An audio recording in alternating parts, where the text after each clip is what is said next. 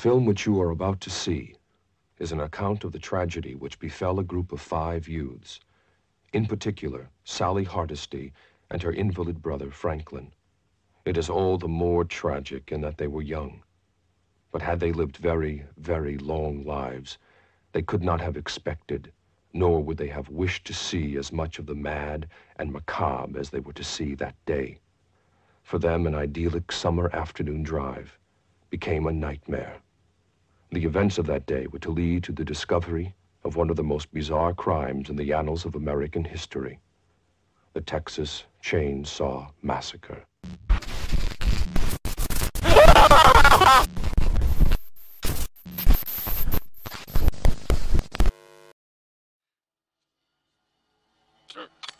Dans ce qui va suivre, il sera question du mythique The Texas Chainsaw Massacre de Tobe Hooper, réalisé en 1973. Ceci étant dit, plutôt que de l'aborder frontalement, il paraît ici intéressant de prendre les choses différemment, d'arpenter quelques chemins de traverse, de considérer le film non de manière directe, mais au moyen d'autres œuvres. La première, du même auteur, mais n'entretenant pas de lien avec la saga. La seconde, prétendant s'inscrire dans la saga, mais mise en boîte par un autre auteur, nettement moins prestigieux, il convient d'ores et déjà de le signaler. Ici, d'une certaine façon, plutôt que de décrire ce qu'est The Texas Chainsaw Massacre, je vais m'appliquer à aborder ce qu'il n'est pas. Offrir à ce chef-d'œuvre immortel une définition, dirons-nous, par la négative. Mais avant de pénétrer dans le vif du sujet, opérons, si vous le voulez bien, un très bref retour sur la carrière de Hooper, sur son paysage cinématographique général.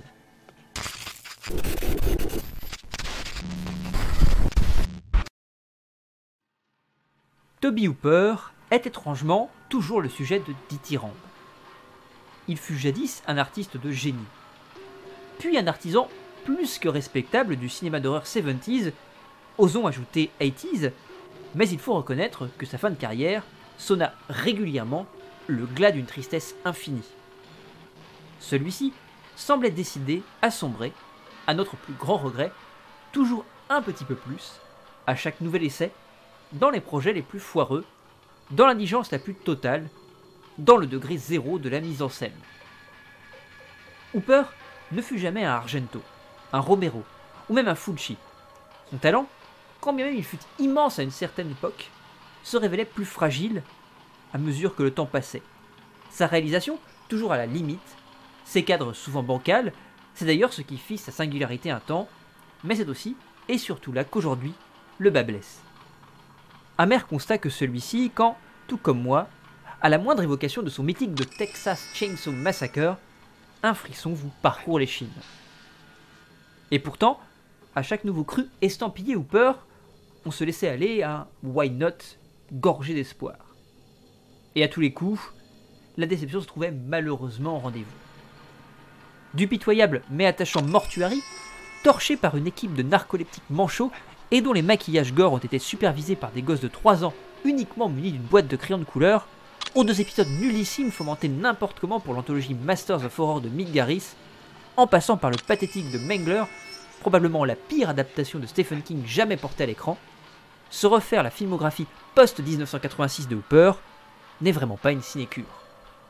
Dernier grand métrage en date, avant le naufrage, The Texas Chainsaw Massacre 2, sorti en 1986, avec Dennis Hopper et Bill Moseley, ou comment créer une alternative délicieusement ironique et bariolée, très freak show, à l'univers dépeint dans l'opus original, 14 années plus tôt, qui inspirera d'ailleurs immanquablement Rob Zombie pour son brillant diptyque La Maison des Mille Morts et The Devil's Rejects, avec le même Bill Moseley dans le rôle du terrifiant Otis.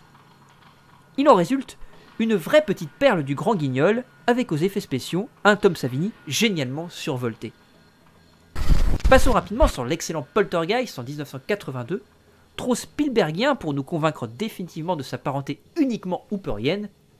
Dès lors, nous arrivons au cas qui nous intéresse, Le Crocodile de la Mort ou Eaten Alive, sorti en 1976, œuvre pour le moins étrange et, de fait, étrangement paradoxale, que nous allons ici tenter de renvoyer face à face, ou plutôt et vous comprendrez aisément pourquoi dans quelques temps, dos à dos, avec ce monument, cette cathédrale imprenable de l'horreur, le mythique et intemporel de Texas Chainsaw Massacre.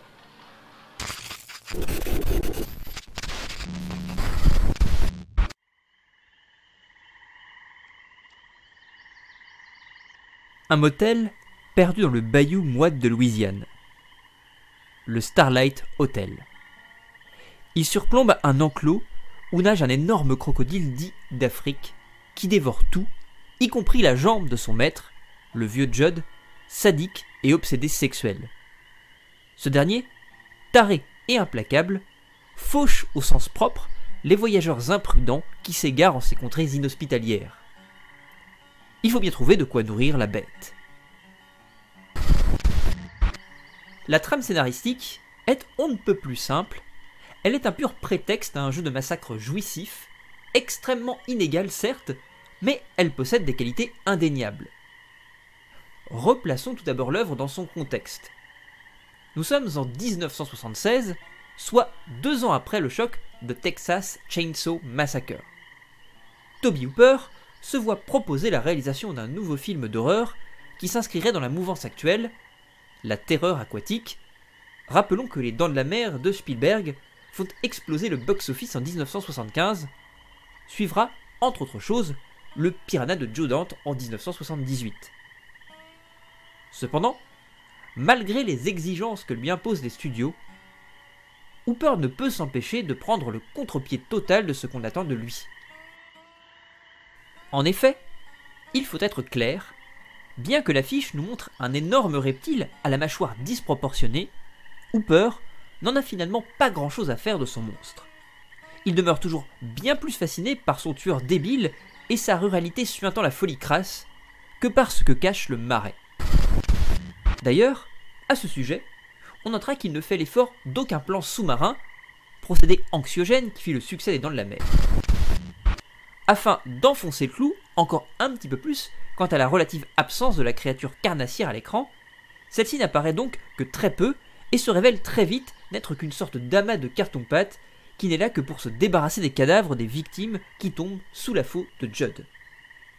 Ce côté factice et grand guignol du crocodile, presque forain, est l'occasion pour Hooper de se livrer à un hommage au cinéma de monstres qui a bercé son enfance.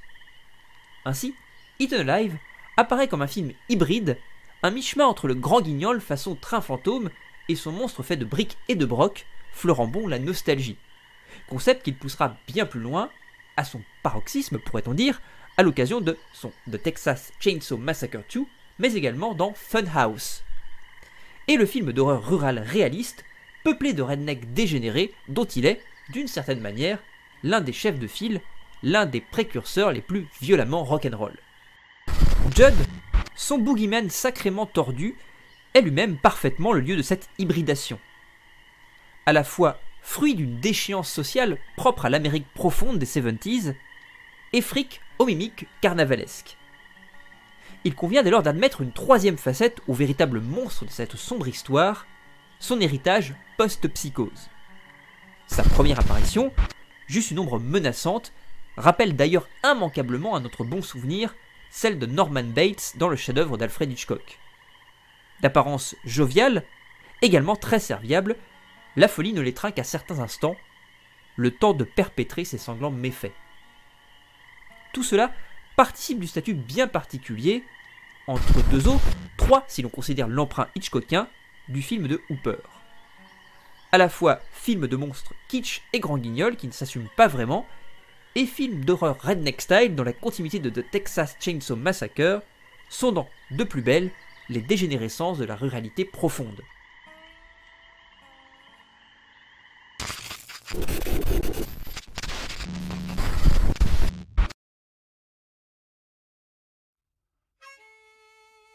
Il convient, dès lors, d'opérer un petit retour en 1974. Avec The Texas Chainsaw Massacre, Tobe Hooper bouleverse toutes les conventions et crée, dans la précipitation, une œuvre traumatisante, expérimentale, proprement infernale. Tournage complexe, pour ne pas dire calvaire, car assuré presque totalement en extérieur, de jour, sous un soleil de plomb, baignant dans la puanteur d'une montagne de cadavres d'animaux amenés et déversés sur les lieux à la suite d'un quiproquo avec la production. C'est la pellicule même qui souffre le martyre. Saturation de la lumière, grains dégueulasses, environnement déliquescent suintant la pourriture où le métal rouillé côtoie les chairs en décomposition, et pourtant, une beauté de chaque instant, dans les cadres aussi instables soient-ils, les contrastes aussi extrêmes soient-ils, la mise en scène nerveuse et hargneuse. The Texas Chainsaw Massacre est un vrai et pur miracle cinématographique. Le Crocodile de la mort, ou Eaten Alive, en constitue le négatif au sens où tous deux s'opposent quasi terme à terme.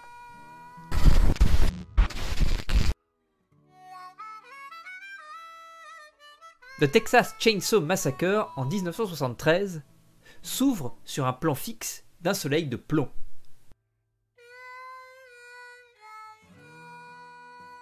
Eaten Alive ou Le Crocodile de la mort en 1976 propose un générique sur un plan fixe d'une pleine lune.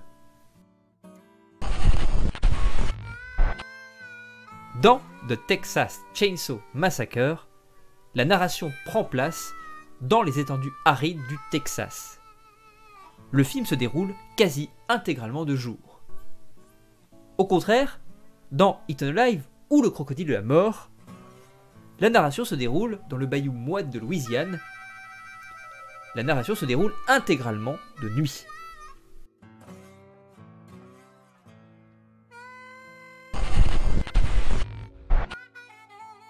The Texas Chainsaw Massacre est tourné entièrement en extérieur, alors que l'usage de l'époque était de tourner principalement en studio. Eaten Alive est tourné, quant à lui, entièrement dans des décors reconstitués en intérieur, alors même que The Texas Chainsaw Massacre avait ouvert les portes des studios. Leatherface est le jeune fils dégénéré et pathétique d'une famille de rednecks texans, cannibales, vivant dans une immense bâtisse in the middle of nowhere. Physiquement, il est costaud, rond et voûté. Il porte un tablier de boucher. Il est sévèrement attardé et mentalement particulièrement dérangé. Il n'est ni vraiment sadique, ni cruel. Il porte des masques en peau humaine qu'il confectionne lui-même et enfile lorsqu'il commet ses meurtres. Il agit donc le visage caché.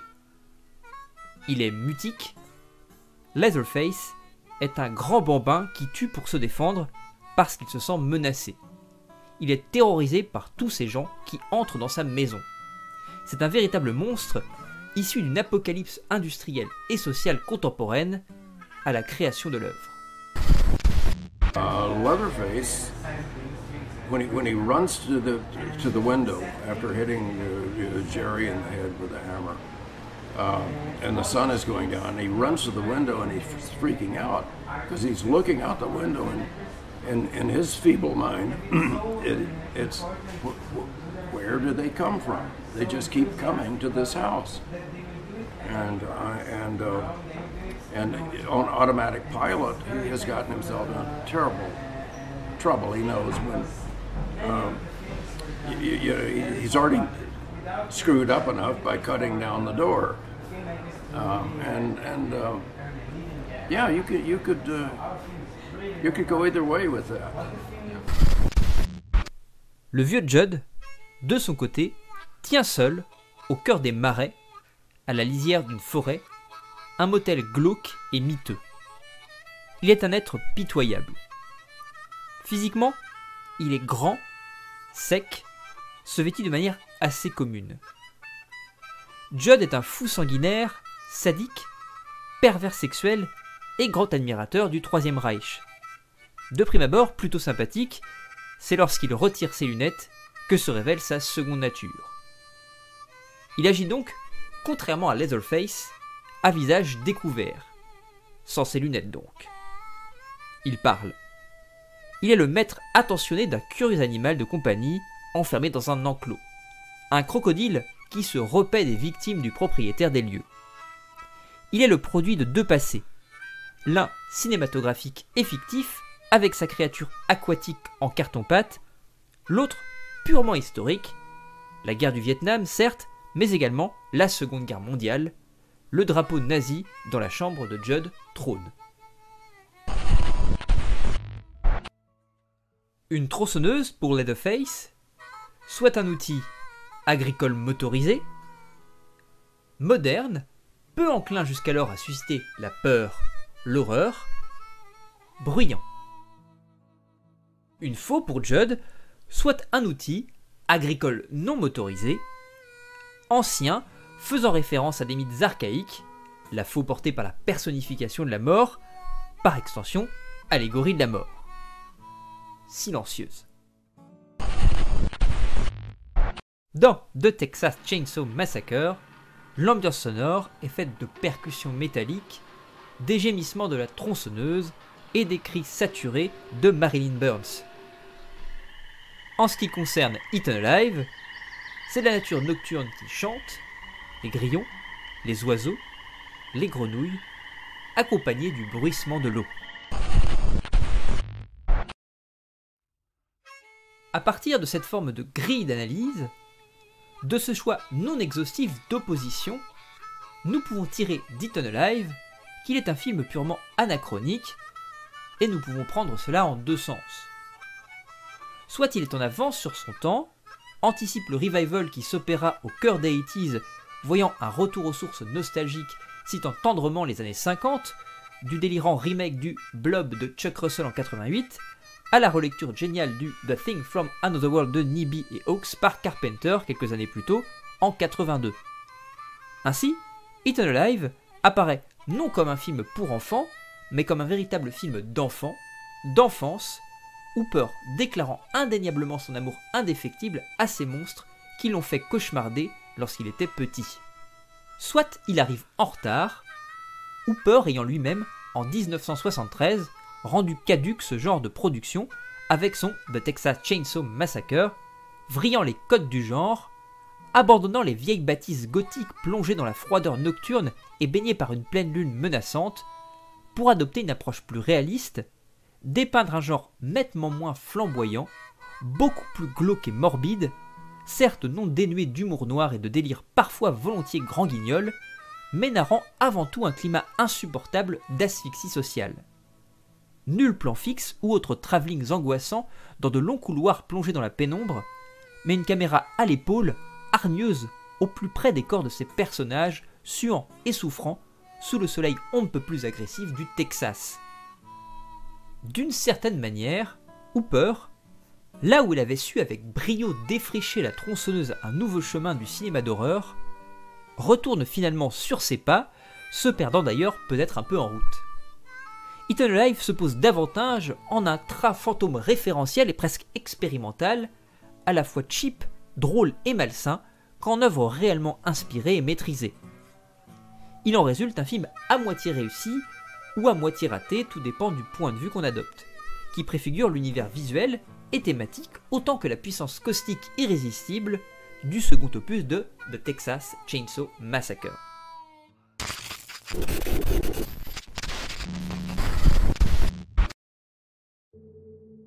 Revenir aux origines d'un mythe, dépeindre les balbutiements d'un futur monstre du cinéma de genre, orchestrer une préquelle somme toute, semble s'illustrer, depuis quelques années, comme l'un des concepts forts, et certainement fort lucratifs, se joint notamment au cœur de l'horreur. De l'implacable Michael Myers, au boucher Leatherface, en passant par ce gros bourrin de Jason Voorhees, tout le monde semble avoir droit à sa petite chronique d'une jeunesse difficile, y compris d'ailleurs les franchises nettement moins prestigieuses, Détour mortel en tête, et sa famille de mutants dégénérés, incestueux et cannibales. Mais quel intérêt tirer au juste de ce procédé narratif ? L'idée de découvrir les racines du mal est plutôt excitante sur le papier. Dans la réalité, certes tout cela n'est pas forcément dénué de pertinence, mais demeure un exercice des plus périlleux. Mais avant de nous intéresser au passé, prenons le temps de quelque peu penser l'avenir. Le cinéma d'horreur se projette systématiquement, pour ne pas dire essentiellement, vers un avenir toujours incertain. Il n'a pas de fin, il n'a ni terme, ni but.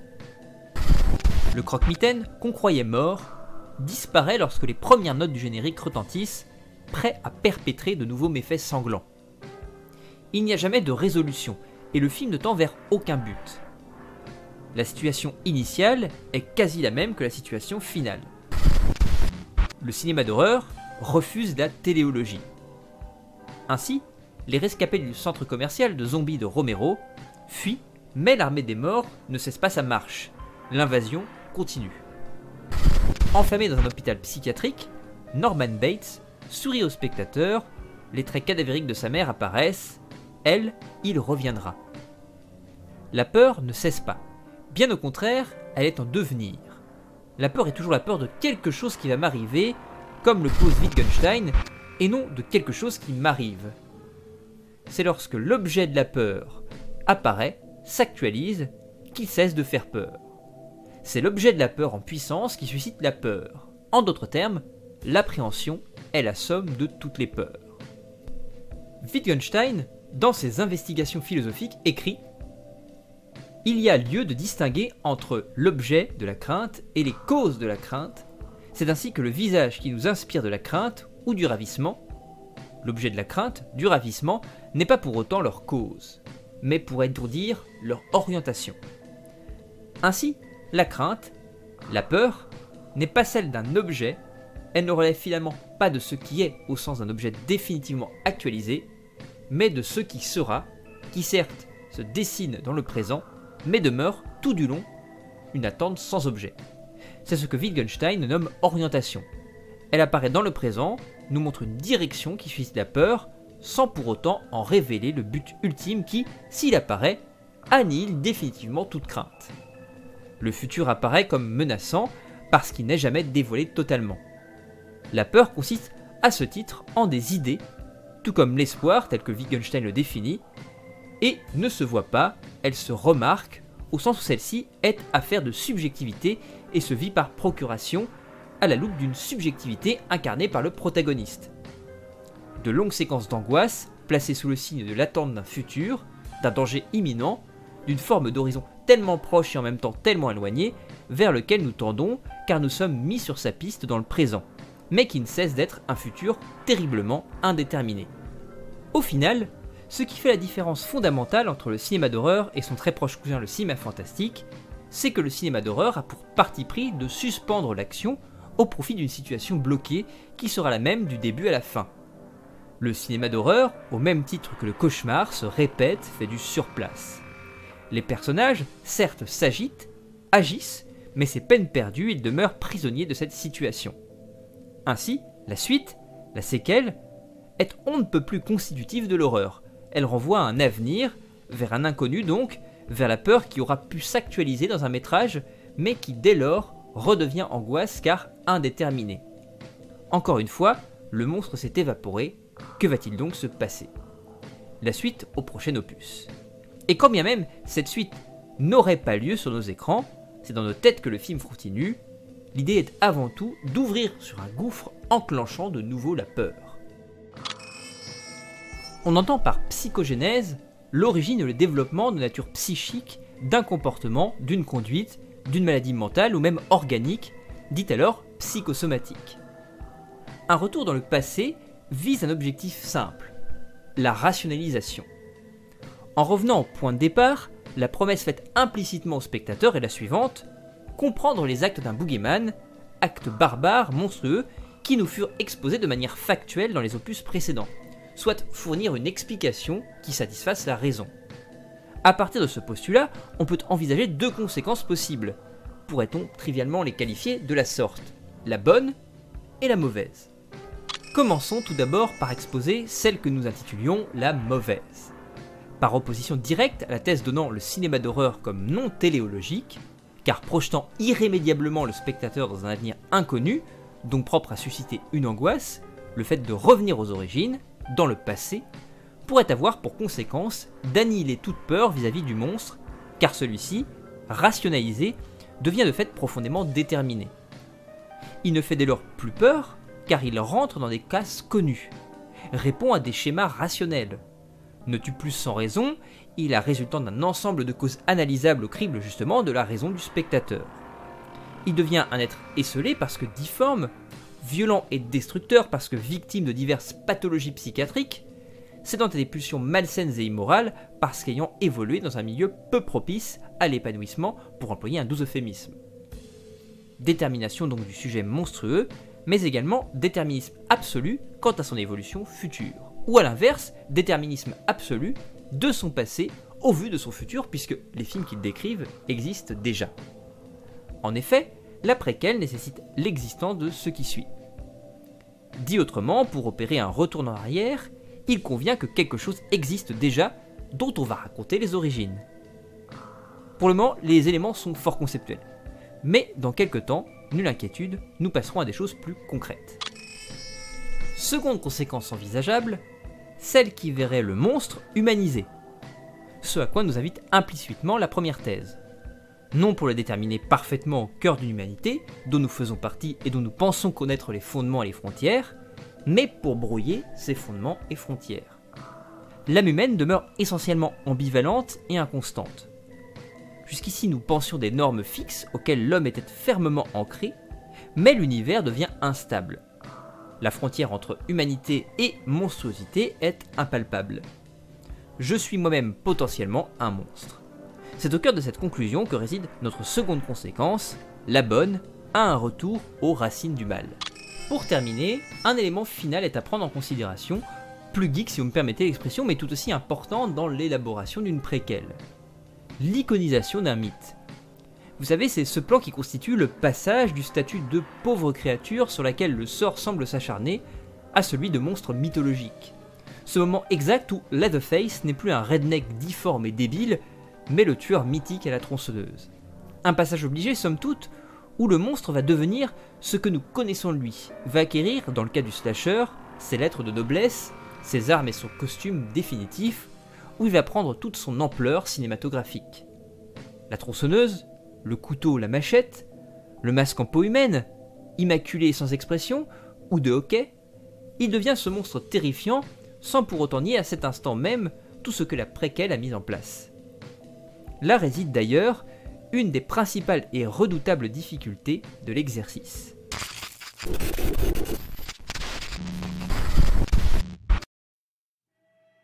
En 2006, Jonathan Liebesman, faiseur du très naze Nuit de Terreur, est chargé par Michael Bay et sa boîte de production Platinum Dunes de prendre les commandes de la préquelle de l'intéressant remake de Marcus Nispel de Massacre à la tronçonneuse, sacrément brutal lors de son 3e acte. La chose s'intitule Massacre à la tronçonneuse, le commencement, sobre mais gageons que ce simple énoncé suscite de la part des adeptes de ce mythe cinématographique qu'est Leatherface des attentes quelque peu démesurées et s'inscrit parfaitement dans le sujet qui nous intéresse ici. Détruisons, dès lors, toute tentative de suspense quant à une suite. Massacre à la tronçonneuse, le commencement, est une préquelle ratée, mais un slasher plutôt convaincant, au passage doté d'une superbe photographie qui aligne les cadavres sauvagement mutilés par notre outil de jardinage favori de manière plutôt réjouissante. Des origines du mal, à proprement parler, il n'en est uniquement question que dans les 20 premières minutes, soit le premier acte du métrage, le reste s'apparentant plus à une relecture du remake de Nispel, teinté de quelques séquences clins d'œil pas toujours très utiles au chef-d'œuvre de Tobe Hooper, qui n'avait pas encore eu droit de citer dans le reboot de la franchise. On débute par la naissance de Leatherface, sa mère officie à l'abattoir et accouche de manière bien dégueulasse sur son lieu de travail d'un mioche difforme. Elle n'y survivra pas. Le directeur des lieux, découvrant la chose, la balance dans une poubelle. Heureusement, c'est une autre employée qui va trouver le petit bout de chou aux ordures et décider de le recueillir. L'enfance, pas grand chose à foutre, on saute quelques années. L'abattoir va fermer, l'économie locale s'effondrer, la ville se vider. Leatherface, Thomas Hewitt, qui ne porte d'ailleurs jamais de nom chez Hooper, lui en conférer un ne fait de nouveau que le rationaliser un peu plus encore, œuvre à l'abattoir jusqu'aux dernières secondes. On lui demande de quitter les lieux, fort mécontent de cette requête, il explose méchamment la tête du directeur à coups de masse, et, médiantre, qu'est-ce donc que cela ? Nous sommes dans un bureau, je pense qu'il est nécessaire de le rappeler, et, chers amis, sur un meuble, comme ça me direz-vous, pourquoi pas, une tronçonneuse. plan serré fixe sur l'objet, puis plan sur le visage du tueur, cut, une route goudronnée écrasée par un soleil de plomb, la silhouette de Leatherface tenant à bout de bras la fameuse tronçonneuse. Et à ce moment-là de se dire, avec ironie, voilà le mythe Leatherface. Le shérif vient frapper chez Hewitt. Il est accueilli par le fils de la famille, toujours génialement interprété par Early Full Metal Jacket Hermey, et, quoi qu'on en dise, rien que pour lui, la péloche vaut le détour, à qui il annonce que son neveu a quelques problèmes de discipline qui l'ont conduit à commettre un meurtre plutôt sauvage. Ils partent donc tous deux pour l'appréhender. Ils le retrouvent sur la route, errant avec son nouveau jouet. Le shérif tente de procéder à l'arrestation, mais se mange une chevrotine par le fils Hewitt qui prend son étoile et sa caisse. Il y a un nouveau shérif dans cette putain de ville fantôme. Il semble que tout a été abordé. Non, n'oublions pas le cannibalisme. Quelques plans sur l'abattoir fermant définitivement ses portes, puis repas de famille chez les Hewitt, promesse de résistance, de ne pas quitter leur demeure, la famille va subvenir à ses besoins, survivre à cette épreuve, tout ce qui ne nous tue pas nous rend plus forts, mangeons donc des gens. Maintenant, il nous semble avoir fait le tour de la problématique le commencement. Soit une vingtaine de minutes au compteur, on peut donc passer à Massacre à la tronçonneuse. Nous sommes en 69, deux frères sont tirés au sort pour partir se battre au Vietnam, l'un veut déserter, mais n'ose pas le dire à son aîné.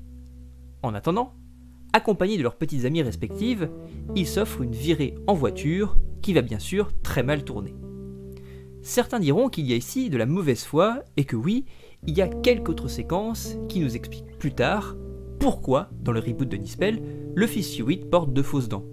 Ou encore, pourquoi le père Hewitt n'a plus de jambes. Mais honnêtement, sont-ce des enjeux narratifs forts? Rien n'est moins sûr. Notons tout de même que le masque en peau humaine est peut-être l'élément le plus réussi quant à son introduction dans le récit, en même temps le plus simple à amener. Lors de la préparation d'une de ses victimes, Leatherface se trouve confronté à un visage sain, si l'on peut dire, le touche, l'envie, l'écorche, plan gore bien sympathique. Il s'installe à sa machine à coudre, confectionne son déguisement, l'enfile, s'admire dans un miroir sale. Pour le coup, il n'est pas nécessaire d'en faire plus, d'autant que la séquence est relativement étirée pour tenter de faire saisir au mieux la démarche du monstre. Revenons maintenant aux éléments que nous narrâmes il y a de cela quelque temps. Pourquoi cela ne fonctionne pas? Massacre à la tronçonneuse, le commencement, n'est qu'un catalogue d'éléments scénaristiques dont il convient de trouver des justifications. Ici, tout est question de rationalisation de l'horreur au point de gommer totalement cette dernière. La démarche du film est flemmarde, c'est à n'en pas douter. Mais en plus de cela, elle ne semble pas comprendre le sujet dont elle prétend donner un point de départ, une explication. Lee Buzzman et son scénariste ne font que répondre bêtement à des questions que tout le monde se pose certes, mais qui n'en demeurent pas moins totalement superficielles, voire inutiles. Le mobile des meurtres? Pourquoi le boogeyman est habillé de la sorte et tue ainsi avec ceci ou cela? Oui, ces réponses sont attendues. Et, nous le dîmes avant, les réponses apportées sont de plus peu intéressantes, voire complètement ridicules. Mais il convient avant tout d'autopsier cette famille de rednecks sadiques et cannibales, de les ancrer dans une réalité sociale, dont montrer qu'ils en sont le produit, qu'ils sont devenus ainsi, car témoins et victimes privilégiées d'une apocalypse sociétale ayant déchaîné le chaos résidant en chacun de nous. Tobe Hooper, sans en dire plus sur le passé de ces créatures, suggérait tout cela dans chacun de ses plans, chacun de ses cadres, de ses décors.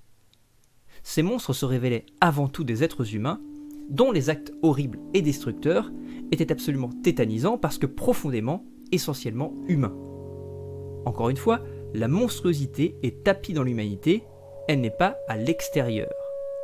Que ce soit chez Lee Buzzman, principalement, mais également chez Nispel, le mal est introduit à distance. La monstruosité est avant tout externe. La difformité marque une fracture très nette avec le bien. Tous les personnages de la famille Hewitt ont les traits plus marqués, leurs imperfections physiques sont appuyées, exagérées. Chez Hooper, la famille n'est pas formidable au premier sens du terme, soit propre à inspirer la crainte, mais également au second, exceptionnel. Ce sont des paysans texans, simples d'esprit, isolés et peu éduqués, souffrant avant tout des mutations industrielles, que subit le pays au cours des années 70. Leatherface n'est pas une masse de chair meurtrie presque inhumaine, c'est un homme costaud, mais dans des proportions raisonnables, et assez pâteau, ayant sombré dans la folie qui le pousse à perpétrer des crimes atroces. C'est cela même qui est terrifiant.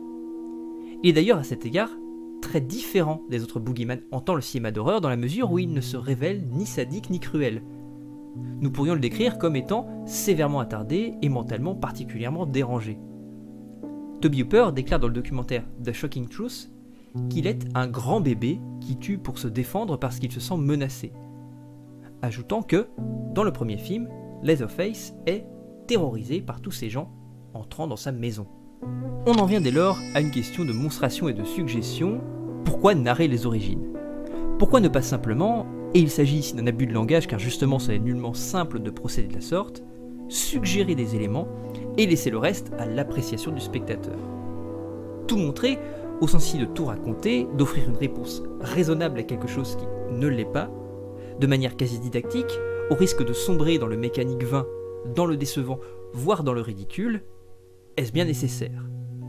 D'une certaine façon, Lee Buzzman et son scénariste répondent à ces questions involontairement, en bâclant paresseusement, pour ne pas dire lamentablement, le pan origine, et en réussissant bien mieux leur coup dans le pan slasher déjà vu.